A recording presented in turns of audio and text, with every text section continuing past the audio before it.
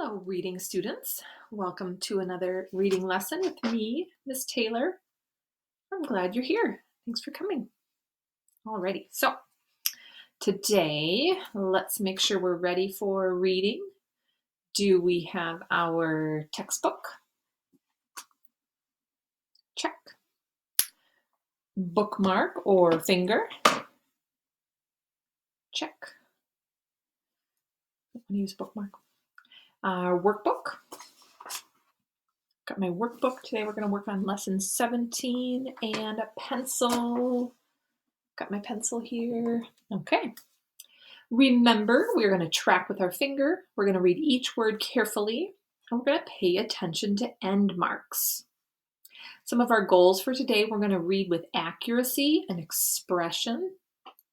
We're going to understand what's happening in the story, make connections to characters' feelings, and enjoy the story. All right, we are going to keep in mind that reading is thinking.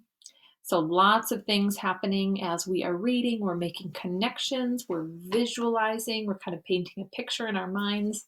We're asking and answering questions. We're summarizing, kind of retelling what happens. We are predicting, making some guesses about what's going to happen next. We are synthesizing, sort of allowing our thinking to change and grow as we learn new things. And we are inferring. We're using text evidence, kind of what's happening in the story, combining that with sort of what we already know to figure things out.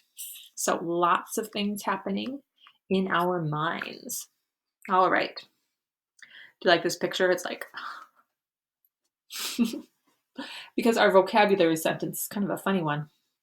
She actually repeated that careless mistake. Can you believe she did that? Okay. But that was kind of funny. Alrighty, so let's see. She actually repeated that careless mistake. That is our vocabulary sentence. Everybody, what word means did something again?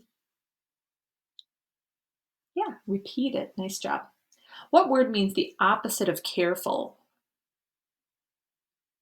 Careless. Nice work. What word means really? Actually. Nice job. She actually repeated that careless mistake. I can't believe it.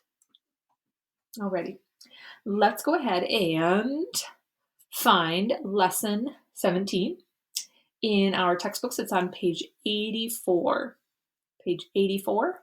So please join me on page 84. All right. Word 1 is surface. What word? Nice job. The surface of the water is the top of the water. Word 2, what word? Yeah, current. A water current is a stream of water that moves in the same direction. Everyone, what do we call wind that moves in the same direction? Yeah, a wind current. Word 3 is careless. What word? Careless. So we know that careless is the opposite of careful. All right, word 4 is schoolyard. What word? Schoolyard. It's a compound word, school and yard. And in our story, this is a word from our story, and they talk about how sometimes they have these chunks of ice that float around in the ocean that are as big as a schoolyard.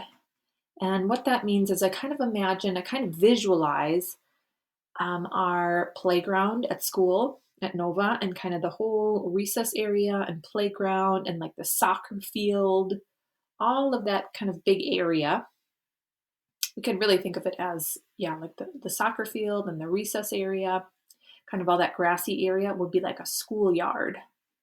Pretty big area of land. All right, and word 5 is punishment. What word? And maybe you could make a connection to, ooh, I've experienced some punishment in my life. Maybe you told a lie sometime, or maybe you weren't very nice to a brother or sister or little cousin or something, and you had some punishment. You had to stay in your room for a while. And so we've all experienced that, haven't we? Alrighty, so let's read those the fast way. I'll go first and then you. Word 1 is surface, current, careless, schoolyard, punishment. Nice job. Alrighty, column 2. And let's see. Column 2, word 1 is creaks. What word? Word 2 is glanced. What word? Remember, glance means to look quickly. I'm going to glance out the window. Word 3 is shrank. What word? Word 4 is numb. What word? Yes, like if your hands or your feet get really numb, they get really cold, and then you can't really feel them anymore. Like sometimes if you're out in the cold in the wintertime and you're not wearing your gloves or your mittens, your fingers might get kind of numb, cold. Ooh. Word 5 is groan. What word? Wait, no, not Miss Taylor. Let me try that again. Word 5 is groans. What word? Groans. Sometimes my cat groans when I pick her up, like when she's been kind of sleepy. Maybe I should get her. Should we see if she wants to say hi for our reading lesson? And see Bob. Hey, Bob. Maybe she's going to groan when I pick her up. Oh. She didn't groan. She just purred. Hi, Bob. Kids wanted to see you. Can't hear her, but she's purring a lot. She was sleeping. And sometimes when I pick her up, she groans like, ah. Hey. Oh, she's sleepy. Okay. And word 6 is grinding. What word? Grinding, kind of like rubbing together. Grinding. Right? Right, Bob? All right. She's got her leg out here. Okay. I'll put Bob back. Alrighty, so. Thanks, Bob. Alright, back to our reading lesson. Okay, so let's go ahead and find part B. And for part B in our story, the title is The Ice Floe. Alrighty, so here's the ice floe. Let's see. So the story is going to tell us about the ice floe. And everyone, do ice floes cover the land or the ocean? Yeah, the ocean. They cover the ocean. So there's kind of a picture there. In your book, this is on page 86, but we're going to start reading on page 84. But as we are reading, we can look at this picture of the ice floe. And the ice floe is that whole area of white, and especially where it starts to break apart. So we're going to read about that today. All right, so please join me on page 84, the ice floe. Your finger ready? Tracking, following along, or your bookmark? Ice floes melt in the spring. They start to melt in the spring. That makes sense, when it starts to get warm out. During the winter, parts of the ocean are covered with very thick ice. In some places, the ice is 3 meters thick. So a meter is when you stretch your arms out as wide as you can, like this. But if the ice is 3 meters thick, it's really thick. Wow. I think wasn't Usk 3 meters tall? Okay. During the winter, you can walk far out on the frozen ocean. Then the spring comes and ice starts to melt. When it melts, chunks of ice break off and float into the ocean. Some of these chunks are as big as a schoolyard. Some are no bigger than a table. Okay, so some of these chunks of ice that break off are as big as a schoolyard. In other words, as big as like the soccer field and the recess area at Nova. These really big, huge chunks of ice. Some of them are no bigger than a table. So could be, I have my table here, or maybe a table at your house. You could see what that would be like. All right. And in the wintertime, you can walk far out into the ocean because the ice is so thick. But in the spring, the ice starts to melt and the ice floes start. All right. The next part tells about sounds. Imagine those sounds when we read about them. So when we read about these, try to imagine what those would sound like. When an ice floe begins to break up in the spring, you can hear it. At night, as you lay in your summer home, you can hear many sounds. So imagining you're laying in your summer home. You can hear the sound of wolves and sometimes bears growling. I can hear my neighbor's dog barking. You can hear a million buzzes from a million bugs that circle above you. You can hear the occasional bark of the seals, and you can hear the ice floe. It moans and groans. It creaks and it cracks. Sometimes it squeaks and it squeals. It's a sound that you'll never forget and a sound that you learn to love. Because you hear it every year in the wintertime and also in the springtime, and you hear the different noises the ice is making. And pretty soon, year after year and season after season, you learn to love it.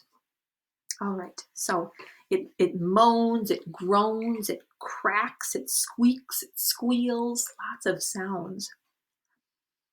Ice floes also make noise in the winter. The ice floes creak and groan when the air is so cold that sweat freezes to your face. The air is so cold that a deep breath hurts and makes you cough. Ooh, and we know what that feels like when you're outside in the wintertime and you breathe in. And it's so cold, it kind of hurts your lungs as you breathe in. All right, so something important is that ice floes make noise in the winter and also the spring. So they make noise in the springtime and the winter. In the winter, the ice floes creak and groan because great sheets of ice are crowding together and there's not enough room for them. So the ice floes buckle. It's kind of like these big sheets of ice and they get together and they bump and they buckle, like they squish together, kind of like this. Kind of reminds me of how sometimes mountains are formed over long periods of time. And we're going to learn about that with a unit in science later this year about rocks and minerals. But anyway, these big sheets of ice, they buckle together, they creak. You take your hands and pretend your hands are the ice floes, the big chunks of ice that are buckling and squishing together in the winter because there's not enough room. Sometimes great chunks of ice break off and are pushed over other chunks. So sometimes they kind of push over and they go on top of other chunks. So that can also make noise. The chunks make noise when they move around. But the sound that the ice chunks make in the spring is different. Now the chunks are melting and sliding back into the water. So while in the wintertime, the ice is buckling and crashing together because there's not enough space, in the springtime, the ice floes are melting and kind of falling into the water and melting. To Umu, the chunks sounded happy in the spring. They seemed to say, "I'm free to float into the ocean." Ah. So Umu kind of imagines the ice floes, those chunks of ice just being happy in the springtime. I can spread out, have more space. Umu loved to play on the ice chunks in the spring, but she knew that she had to be careful and follow the rule. The rule was that she could never go out to the chunks near the end of the ice floe. That was where the killer whales were. Okay. So even though she liked playing on the ice chunks in the spring, she knew she had to be careful and follow the rule. So she couldn't go on those chunks of ice that were near the end of the ice floe. During the spring, there was always a small pack of whales waiting in the water just beyond the end of the ice floe. Okay, so we can see in our picture here, the killer whales are at the end of the ice floe. Here's why it was very dangerous to be on the ice chunks near the end of the ice floe. If the ice chunk that you were standing on drifted out into the ocean, you could not get back. Eek. So if you were on an ice chunk at the end of the ice floe and it started floating away further and further out into the ocean, you couldn't get back. Oh dear. Someone would have to save you, but you would be very far from shore, maybe more than a mile. Maybe the people from your village would not hear your calls for help. Oh dear. If they didn't, the chunk of ice would float farther and farther into the ocean. Then it would melt. It would get smaller and smaller, and as it shrank, the killer whales would move closer and closer to the ice chunk. But even if the killer whales didn't attack you, you would die within minutes after you went into the water. The water is so cold that it will only take a few minutes for your arms and legs to become so numb that you could not move. Oh dear. Yikes. I can see why there's a rule about not playing on the ice chunks at the end of the ice floe. Because if you got on that chunk of ice and you started floating and drifting out into the ocean, there are a lot of bad things that could happen. If you called for help, you might be miles away. People wouldn't be able to hear you. The ice chunk would start to melt. And as it melts, and then you see the killer whales are coming. You could get attacked by killer whales. But even if the killer whales didn't get you, as soon as the ice chunk melted, you would probably drown in the water because you'd be trying to swim in the super cold water, and pretty soon your arms would start to get so cold they'd be numb and they wouldn't really work to swim. Same with your legs. Oh dear. And then you would drown. Yikes. All right, so let's see. Let's look at the picture and touch the place where the killer whales are. Oh, and you might have to turn your book to this picture that I have is on page 86. So if you look at page 86, there's a picture there. Touch the place where the killer whales are. See the killer whales out there?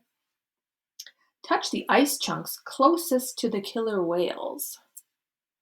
So those would be, let's see, either, right here, these ice chunks are close to the killer whales, or also like right here. So thinking maybe this one is the closest. This ice chunk is really close to the killer whales. Okay. So that's the place that Umu cannot go because it's too dangerous. Now let's go back to page 85. And the 3 dots in the story show that part of the story is missing. So part of the story is missing or some time has gone by. But as we continue reading, keep in mind that this area up here, these ice chunks that are very close to the open water, very close to the killer whales, this is where Umu is not supposed to go. And I bet some of you are making a prediction about whether or not she will follow the rule or not. Umu's punishment was over. Remember she had that punishment for playing with Usk? And her punishment was to stay near her summer house for 2 days. So now that her punishment is over, maybe she'll follow the rules better? What do you think? She had just finished lunch. She could see her breath as she ran along the pebbled beach. She listened to the grinding sound of the pebbles under her feet. "Here's a good one," Ulak shouted. He was on the ice floe, pointing to a chunk of ice that was right in front of him. So he's talking about an ice chunk. It's just after lunchtime. And we know it's cold because Umu could see her breath. The chunk was a perfect size. It was about 5 meters across. And again, if you stretch your arms out as far as they go, this is about 1 meter. So about 5 of these. The ice chunk was about 5 of these across. So maybe I'm sitting in my basement here, and this area, I think it would be about 5 meters across, sort of like a smallish room. So the size of a room seems like a pretty big ice chunk. Wonder if it's safe. Umu ran over to her brother. Then they jumped onto the ice chunk. The ice chunk rocked a little bit when they landed on it. Ooh, so they ran and jumped on it, and it kind of went, ooh. All right. The ice floe was shaped like a giant letter C. The ice chunk that Umu and Ulak were on was near the bottom end of the C. So you can see here in the picture, it's sort of like a letter C on its side. And if we imagine it's like a letter C, and Umu and Ulak are over here, kind of at the bottom of the C.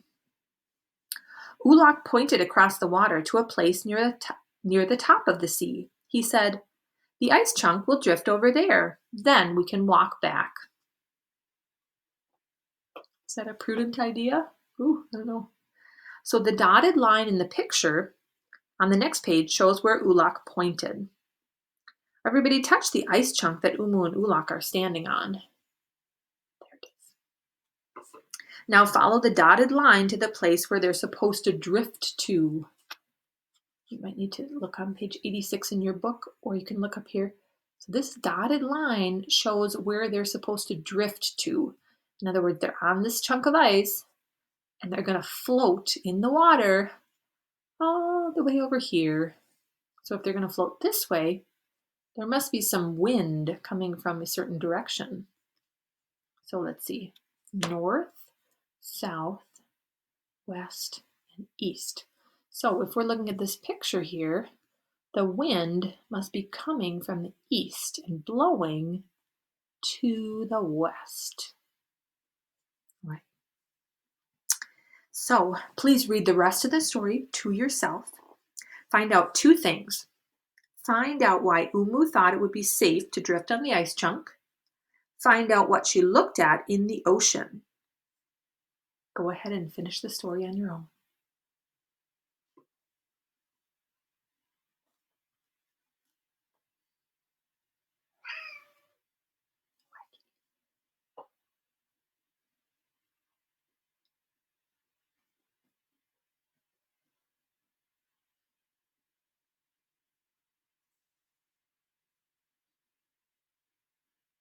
All right. If you haven't finished the story, pause the video, finish reading the story, and then you can pause it again. So what made Umu think it would be safe to drift on the ice chunk?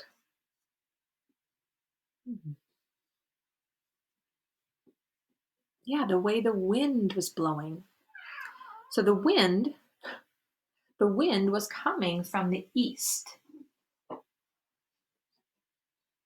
Wasn't it, Bob? So the wind was coming from the east. So in our picture here, the east would be over here, and then it's blowing them this way. So it's coming from the east, and it's going to be blowing them to the west. Right, Kitty?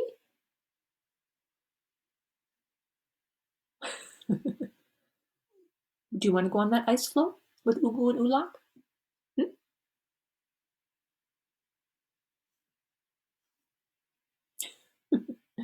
She's like, put me down, Mom.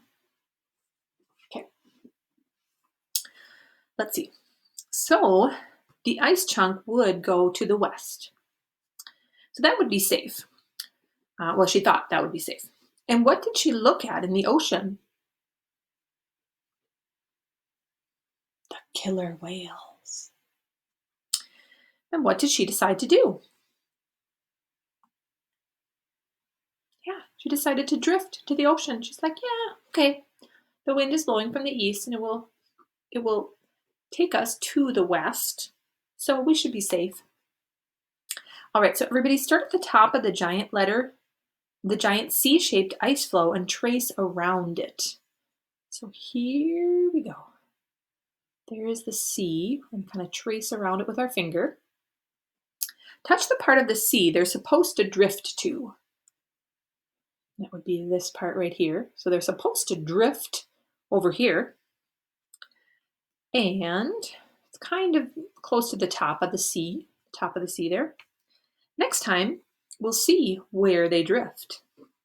I'm sure they'll drift just right over there, and they'll be just fine, and that'll be the end of the story, right?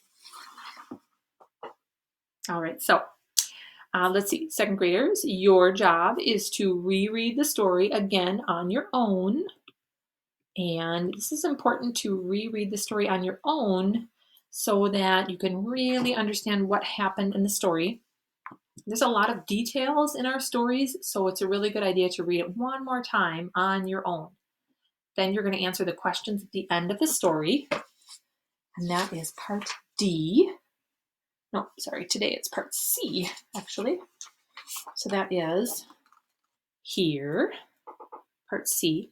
You don't need to write down the answers, but you should read these and make sure you can answer them, answer those questions. And then you're going to complete your workbook, page 17. Here we go. Actually, lesson 17, page 31 and 32. And I just wanted to talk about a couple of questions from here. Let's see, on the top part, you're going to put the story events in order. So you're going to read numbers 1, 2, and 3.